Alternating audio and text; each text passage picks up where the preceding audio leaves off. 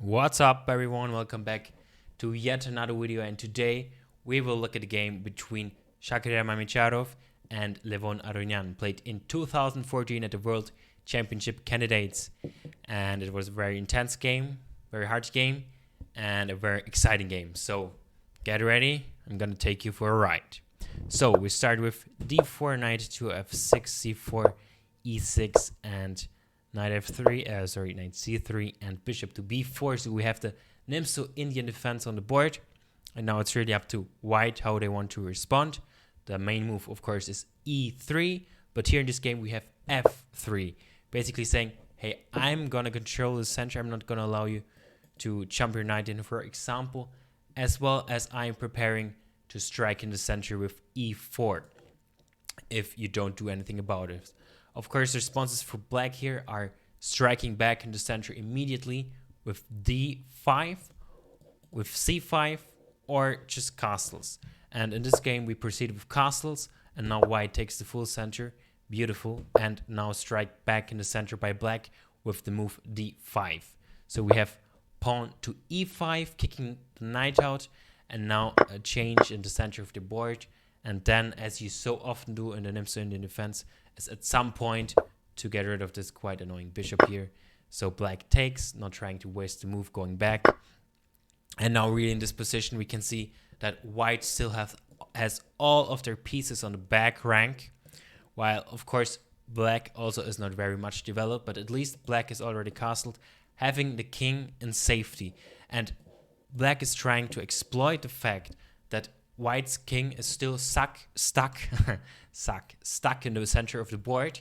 So immediately trying to attack the central pawn of white with the move f6. White accepts the pawn, and now we have queen e8 check. White blocks with the queen, and now queen to f7, the best move in this position, preparing to bring over the rook and causing quite a lot of trouble for white. So now we have actually takes f takes g7 with white. So simply on move 12, there's a pawn in front of the opponent's king. So that's going to be a crazy game. We have rook to e8, pinning then the queen to the king. So of course, white needs to block with bishop to e3. And now black's knights are coming, and they are fucking angry, I'm telling you. So now we have queen to d2.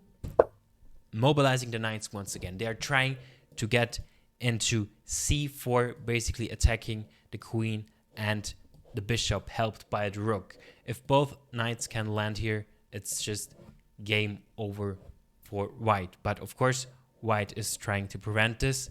And to further protect the square, we have the rook move we have to move rook to b1, bringing over the rook, preparing to, as the knights come, bring it up, and if the knights plop in there, chop it down. And if black takes like this, white, of course, will sacrifice the rook, because it's simply the only way you can keep your bishop here. But this did not happen in the game. We had pawn captures, and now there's no rook to sacrifice, no need for it. So we have rook to b5, and now a simple developing move by black, bishop to f5. So we have now king to f2, walking the king out of the center of the board, basically saying, I don't need to castle. I will just walk the king to safety and develop in that way. So we have now again the knight coming forward, attacking and putting extremely much pressure on this bishop. And white now decides to chop it down, finally. Still completely equal position, even though white sacrificed an exchange. And that's very hard to see the compensation in this position here. Don't ask me why it's not better for black. So we have knight to e2, and now the pawn storm is coming. We have a5, h4, b5, h5, b4, c takes b4, a takes b4, a takes b4 again, and now we have queen to b5. So what is happening in the position? We have now split pawns by white, and also maybe in the future the move h6 coming to lock in the pawn on g7. And black is left with 3 well, 2 double isolated pawns and 1 isolated pawn here at the edge of the board. So very peculiar pawn structure here in this position.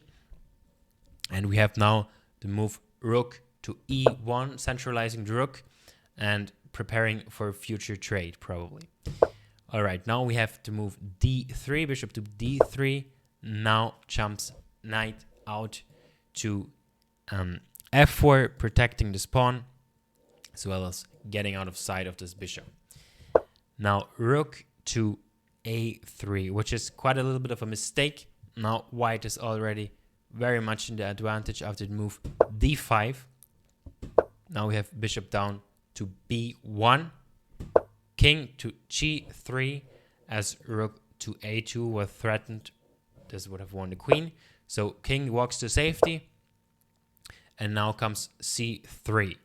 It looks quite scary for black, but for white, but there is really nothing there for black in this position. So we have queen back, playing very defensively, but very solidly at the same time. Queen back to c1. Rook to b3, and now finally moving the bishop forward, locking the structure very hard there with bishop to c5. Now we have a trade of rooks and queen back to d7. And now finally move h6, locking the structure on the queen side, not allowing black to ever get rid of the pawn on g7 here on the top of the board. Now queen over to f7, and now a very peculiar move. It's knight to h5, which is actually a huge blunder and gives away most of the advantage for white, but white is actually still winning, because of course you cannot take the knight here. If you take the knight, you will simply be lost in a few moves with something like this. So we don't have queen takes, but we have the best move, which is bishop back to g6. After that, a beautiful temporary queen sacrifice, because you have to take, and now I'm going to jump in and fork you. You attack my horse, I'm still going to take your queen, and you cannot take my knight back, because I would make a queen on g8. So we have rook over to a3, trying to swing the rook back in order to protect it from promoting. Again, the same tactic, you cannot take my knight because I would queen. And now rook up to a8. Queen, and white wins back the sacrifice and somehow emerges up 2 pawns in an opposite colored bishop endgame.